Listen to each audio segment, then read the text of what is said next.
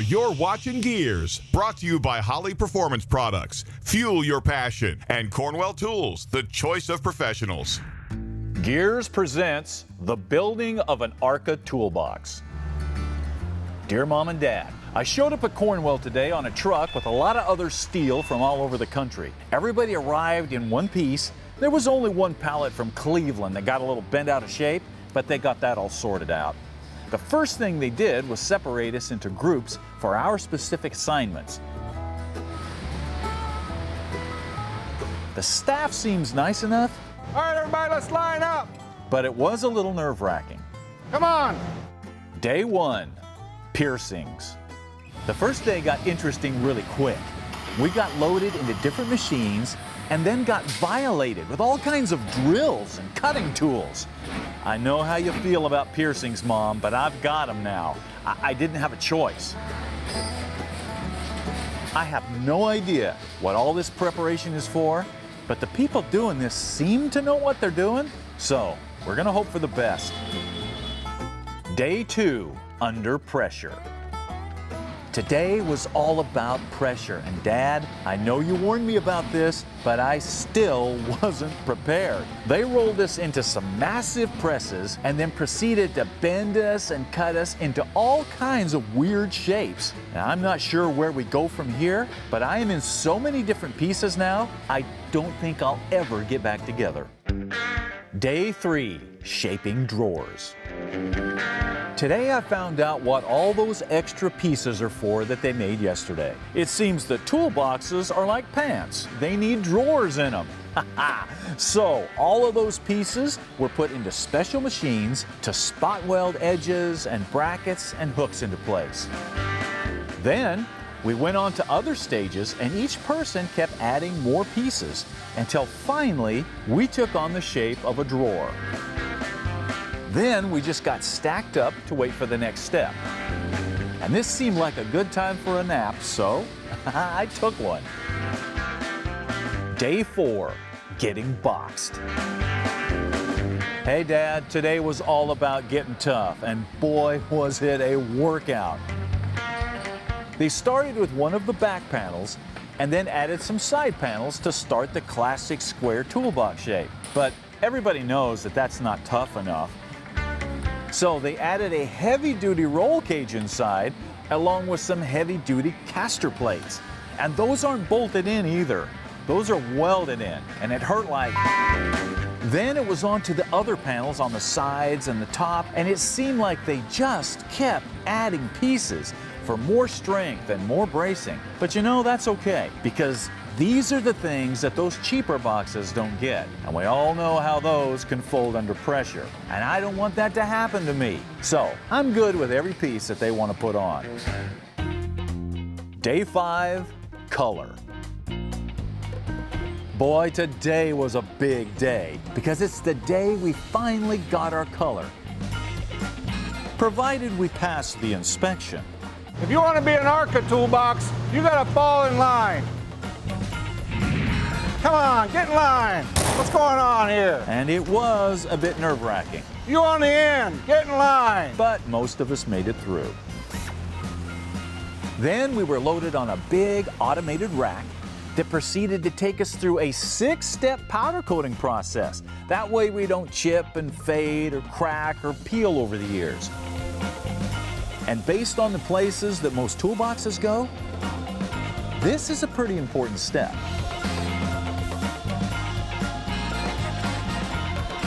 And all the boxes get this inside and outside treatment, no matter what color they're going to be.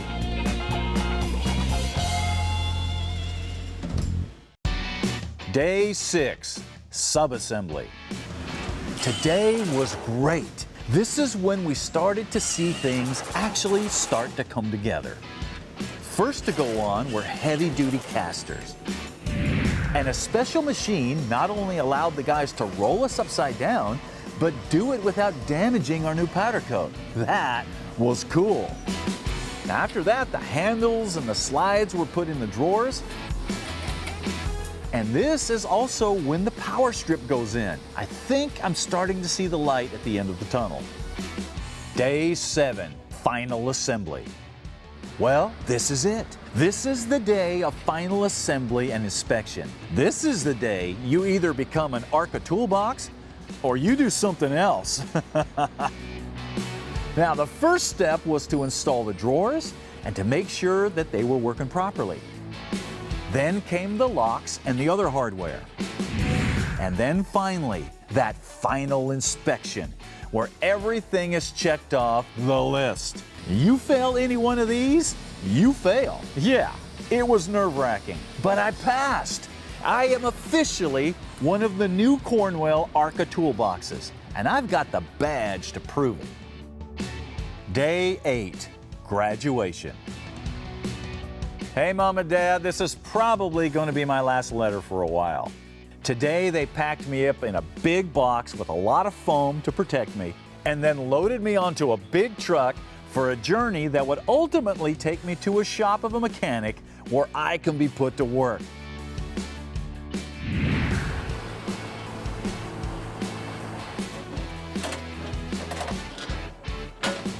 The best part is, I've already been bumped into things and gotten dirty, and I've only been here a couple of hours. I did it! I am a real toolbox, just like you, Dad. And I am so glad I didn't follow in the footsteps of Uncle Pete and become a refrigerator.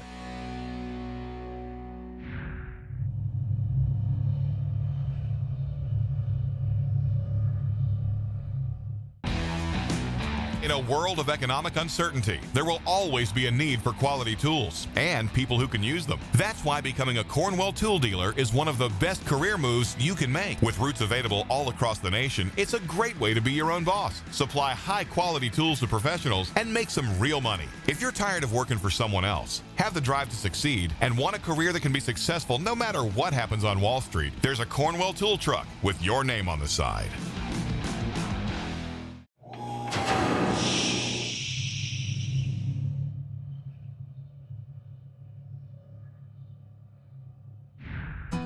You know, one of the most exciting things about building a car is bolting your drivetrain in for the first time. And dropping a 500 horsepower small block Chevy with 3 deuces and a 5-speed into a new Fat Man frame was great in a couple of ways. First, it was nice to see that everything lined up and dropped in place like it should.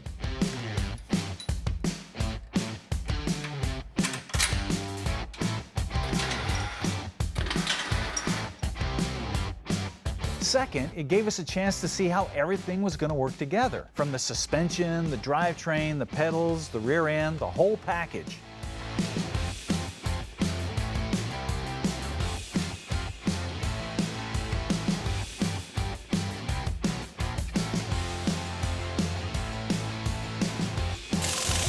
Now, at this point, it might seem like we're about ready to take this body, set it down on that frame, and go for a test drive. I wish. We're not even close to that. No, now comes the long, tedious process of building a running, driving car. So now that we have the foundation laid out and all the major components, let's talk about this body. Now, there is no question that this body is solid, but we did find some issues with the firewall and the floors. Take a look. Now, on this firewall, you can see there's a whole bunch of little dents and dings in it. There's all these factory holes that we're not going to reuse. We're also not going to have the steering column where it's at.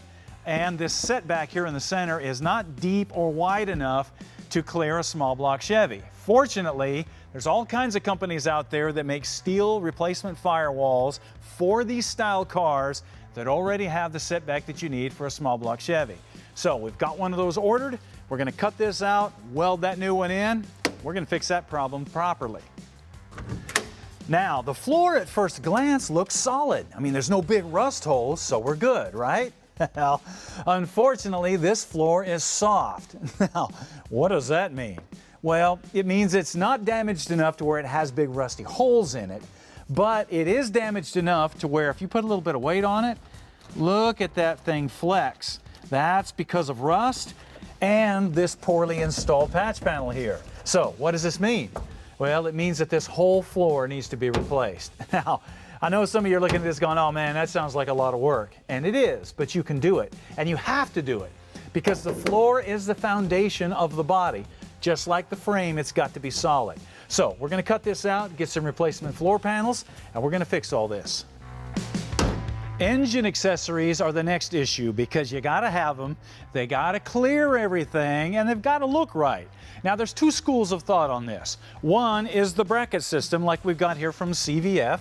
As you can see, it takes a stock water pump and then mounts this big aluminum bracket over the front of it, and then that bracket mounts modern air conditioning and alternator and power steering all nice and tight against the front of the block.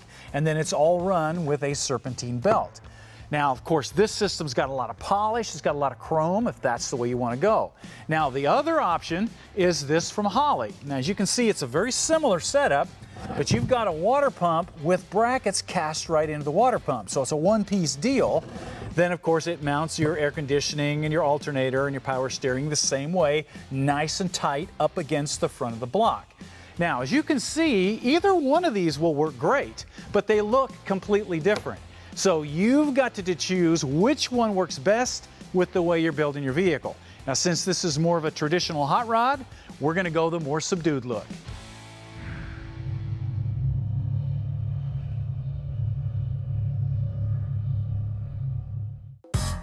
Metal. It's one of the key components of what we build and fabricate with. But if you can't shape it and cut it, you can't build with it. For over 50 years, Woodward Fab has been supplying the tools and technical advice to get the job done right. Bead rollers, brakes, shears, tubing benders. You'll find what you need whether you're a professional metal worker or just starting out. Woodward Fab, shaping metal since 1966.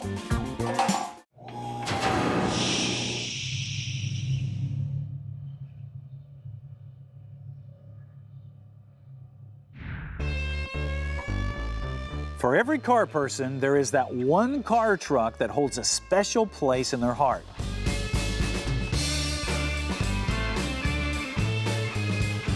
For a lot, it's the Corvette.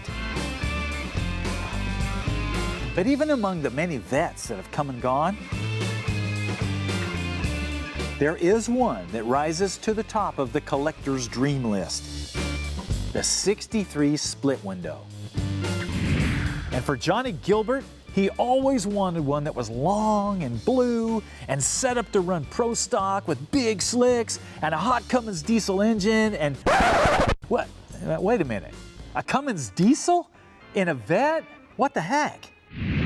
Well, a lot of guys scratching their heads like, you know, what is it? Because they see the motor kind of sticking out the hood and they're not really quite sure if it's a 2JZ inline, you know, something they're not sure until it gets fired up, you know. Going down track, we're really, really clean, so no black smokes like your tractor pulls and your local county fair, so she's real clean. We run turbo nitrous combination with Motec ECM and we just keep it real clean, and they just scratched their head. They're like, I didn't know diesels could do that, and that's another aspect of why it's so different and why we like doing it.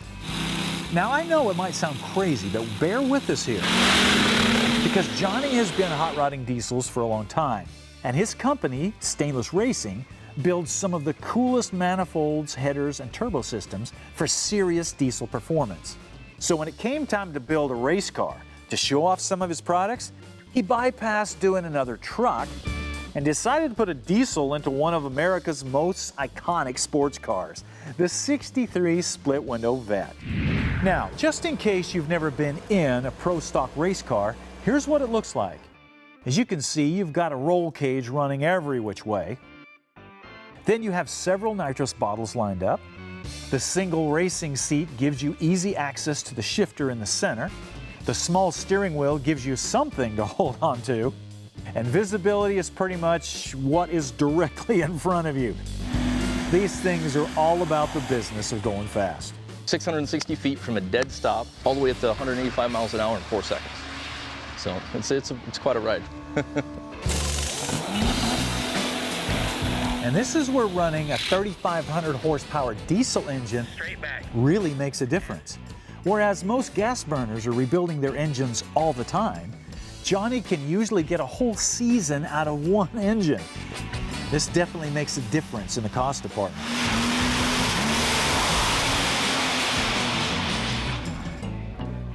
After every race, we're changing oil, we're looking at samples, and retorquing the cylinder head, because we run 120 pounds of boost in these things, quite a bit of pressure. So making sure the valve, your valve lash is good, but we don't do it like the Hemi guys. They're checking it every round. And then they're changing rods after, say, 20 passes, 25 passes in a big blown alcohol Hemi. We're going to run these rods all year. We're going to take them out, look at them, put them back in. One of the great things about working with these guys at this high level of racing are we have products for these race cars, but we also sell products to the everyday guy out there. And this provides us a platform to take our technology that we have and really push it and test it at the highest level. So we know that, like for example, our FR3 friction reducer, it's our main anti-wear in our racing oil. So what's protecting this Pro Mod Corvette is the same product that the average guy can buy from his auto parts store and protect his daily driver with. However, whenever you're pushing the envelope this hard, straining for the best possible performance, Johnny Gilbert 418.0, 180.84 miles an hour. things can go wrong. And usually it's something small that has big consequences. Like a parachute failing to deploy. We're turning it up a little bit, trying to get that record, because at the time the record was like a 418 in our class. Yeah. Throw the parachute, did not slow down. So I'm on the brakes, and I'm like, okay, this is getting bad. There was a little dip, bump down track, so it kind of, car jumped off the ground, come back down, little right, left, and then here's the net and the hay bales. I did everything I could do to not get it too sideways, and it was a handful. On the data log, it showed 105 miles an hour roughly when I hit the net, and it pulled 9.5 Gs, which essentially maxed out our G meter. Fortunately, the fancy roll cage and other safety gear did exactly what it was supposed to do, and Johnny not only walked away, but the car was quickly repaired and is back out on the circuit. But this brings up an interesting question. If it's this dangerous and expensive, why would anybody want to do this? And the answer can be found in the same reason Johnny put a diesel engine in his '63 Corvette body. We're hot rodders. That's what we do.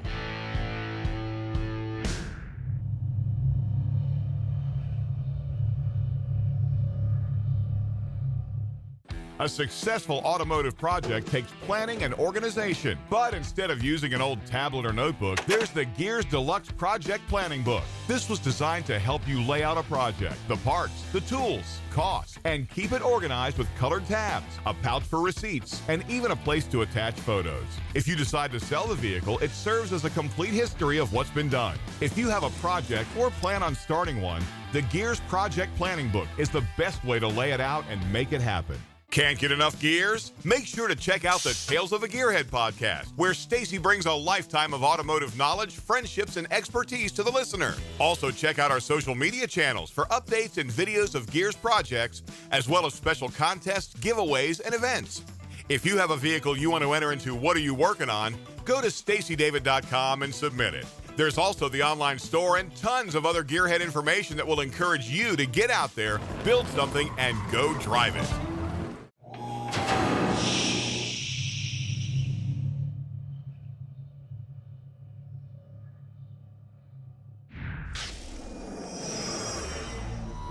And now, Parts Bin. You know, one of the most abused places in your shop is the floor, because that's where all the crap lands when you're working.